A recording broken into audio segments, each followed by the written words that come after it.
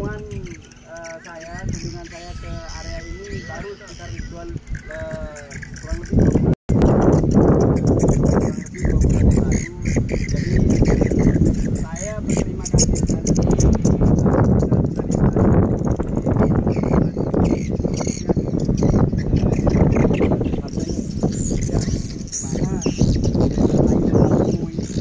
memang mayoritas petani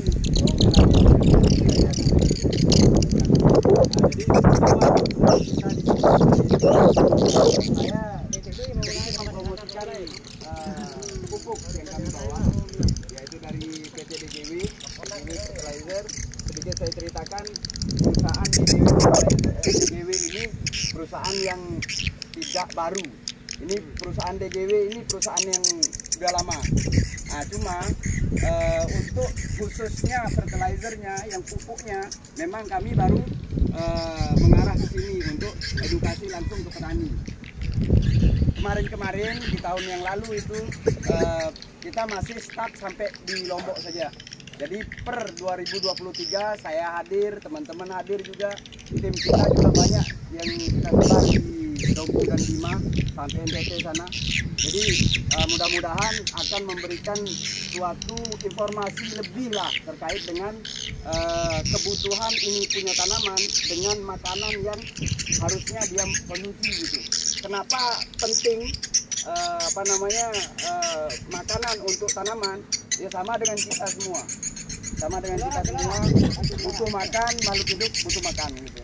Nah, terkait dengan ini punya tanaman, Mas Rivaldo, sedikit pertemuan pertama saya ke sini ini, saya lihat tanaman ini rusak. Ya, rusak karena dia pernah semprot racun rumput. Jadi terlalu kolek, terlalu dosisnya mungkin atau bagaimana, yang jelas dan area ini juga kebetulan ada demprotan pestisida waktu itu. Jadi saya masuk ke sini memberikan dari pupuk pertama. Pupuk pertama apa yang saya kasih di sini? Yaitu NPK 15 protection kayak yang baju Bapak pakai. Kita campurkan waktu itu pakai ZA. Nah, itu ZA. Murni yang pakai ZA dari depan lahannya Bapak. Nah, itu pengguna ZA itu. Jadi banyak petani bawang beranggapan ZA tidak bisa dipakai di musim panas. Contohnya tidak ada. Tidak ada masalah. Karena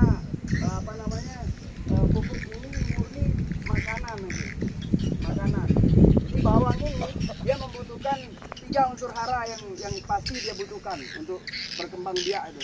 Untuk pertumbuhannya, nitrogen, fosfat dan kalium itu mari kita pastikan ada, walaupun sedikit, nyampur pun boleh, yang penting jangan terlalu berpatokan sama urea saja. Bukan berarti saya menggunakan urea, tapi dosisnya karena ini hortikultura. Bawang ini termasuk tanaman hortikultura, bukan tanaman palawija. Ini bawang ini hortikultura. Jadi membutuhkan 3 makanan pokok: nitrogen, fosfat dan kalium. Nah, itu nanti di diskusi kita bisa berdiskusi lebih panjang lebar. Nah, di pupuk kedua saya masukkan lagi compaction dengan HX Nitro. HX Nitro compaction itu NPK, tetap masuk NPK di pupuk pertama, masuk NPK. Dicampurkan dengan ZA. ZA itu kandungannya apa? Kandungannya nitrogen dan sulfur. Sulfur itu baik sekali untuk menguatkan akar, pertumbuhan ini dia punya tunas-tunas baru anakan. Itu. Di pupuk kedua, nitrogen kita masuk ke nitrogen, urea yang kita punya HX Nitro yang bentuknya beda dengan urea yang umumnya. Kita punya granul kayak Polskaplas lah, kalau Bapak tahu Polskaplas itu kayak begitu modelnya. Ada nanti barangnya ada di sana. Nah, itu kita pastikan sekitar 7 ya. Dua peta ini kilo. Kita mengkonsumsi lebih banyak sebenarnya. Dan secara bertahap itu setelah kita sebar pupuk itu, secara bertahap dia memperlihatkan perbedaan yang teman-teman petani di sini udah lihat sendiri kan perbedaan tiap tahapannya. Dan yang satu kita tonjolkan, akarnya pasti kuat nih, akarnya sehat, daunnya tetap stabil hijau walaupun agak telat kita ngairin, ya kan Pak Rival. Jadi telat ngairin, yang lain udah kena air, udah kena pupuk, kita masih belum, tetap hijau, lebih hijau daripada yang menggunakan urea gitu. Itu jadi pemandangan yang mudah-mudahan kedepannya kita adopsi lagi. Pupuk ketiga saya masukkan booster. Booster itu NPK dari kita namanya booster itu, kalau masalah harga itu sama saja, tapi kandungan unsur hara yang ada di sana yang berbeda-beda. Pupuk pertama, pupuk kedua, pupuk ketiga itu kita bedain biar ada lebih fokus ke pengisian nanti akan menghasilkan umbi yang lebih besar tentunya, bobot sama warna, penampilan, dan tentunya daya tahan simpan, Pak.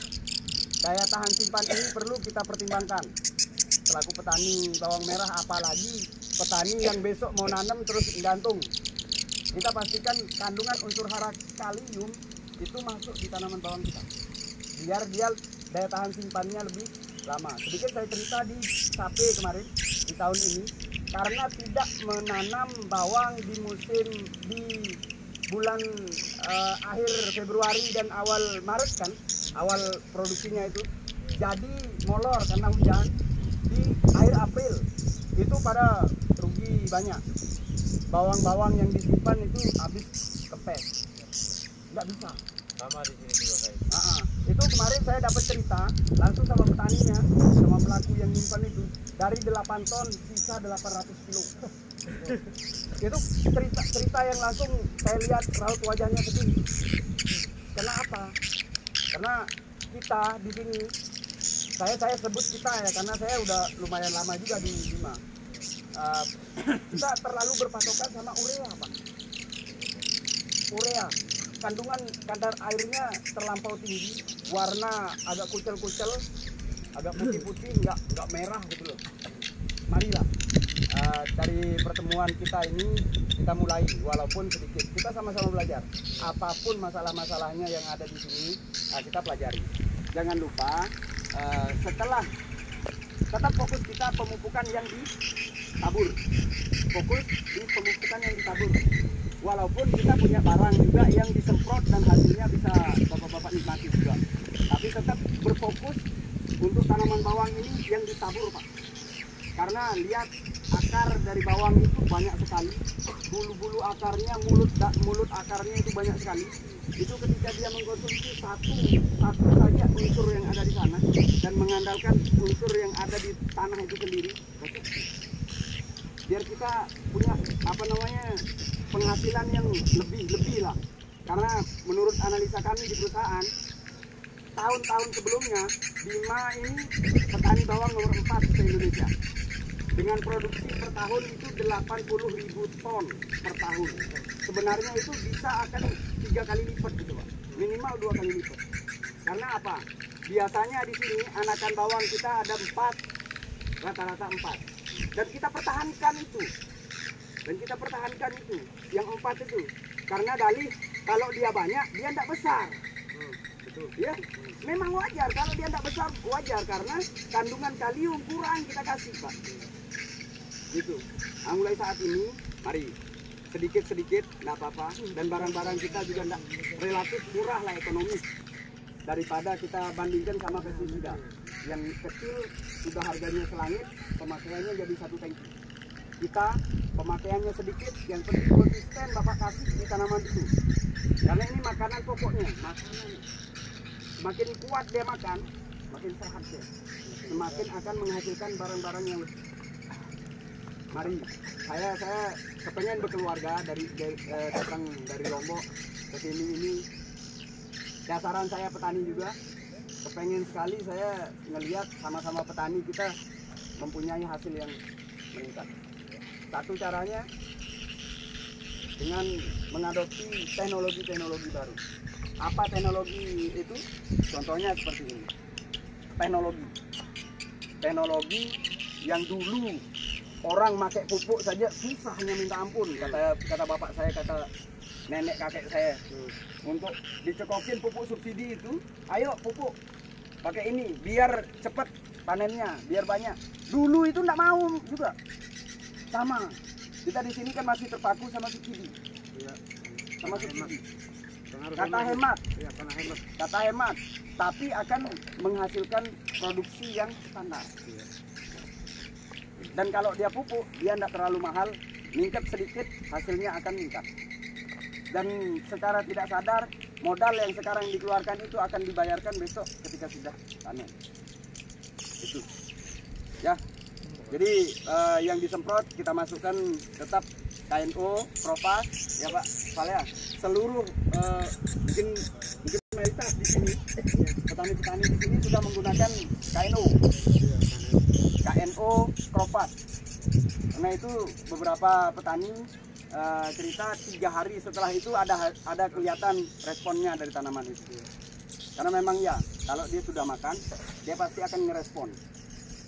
Sama kayak kita udah mandi, udah makan, kan begitu. Assalamualaikum warahmatullahi wabarakatuh. Kita kembali. Waalaikumsalam warahmatullahi wabarakatuh.